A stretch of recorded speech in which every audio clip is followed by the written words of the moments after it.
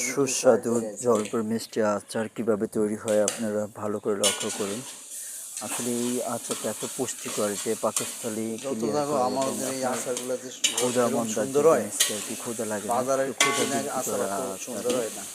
আর এর ভিতরে আমরা ভিনেগার সিরকা সহ অন্যান্য ময় মশলা আমার ইয়া ব্যবহার ভাই করতে যে আচার বানাইতেছিল না, আর এই আচারটা আরে আমার করতে বউ, করতে আপনার এই যে তারপরে সমন্দির বউ এরা খাইয়ে মাইয়ে এত প্রশংসা করছে মতিন ভাই যে আচার তো বানাইছিল। হালকা যদি আচারগুলো জলপাইগুলো ভাইয়া কাঁচা এত থাকে একটু সুন্দর সিদ্ধ আচার করে বানায়, আমি নিতে কিছু হয়। আমি না সিদ্ধ মতিন ভাই করার পর কিভাবে উনি তেলে বানাইছে। ভাজলে এটা অনেক সুন্দর হয়।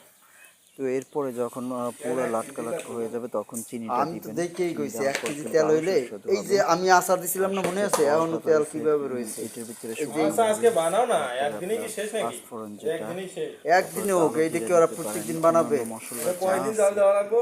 মোটামুটি আরো এক কাপ লবঙ্গ চা। এলাচ সহ আদা দিতে পারেন। কালাওই দেবো এটা। সুস্বাদু আচ্ছা আচার জাগে খাবার ফেলা। তৈরি হবে আপনাদের জন্য। ধন্যবাদ।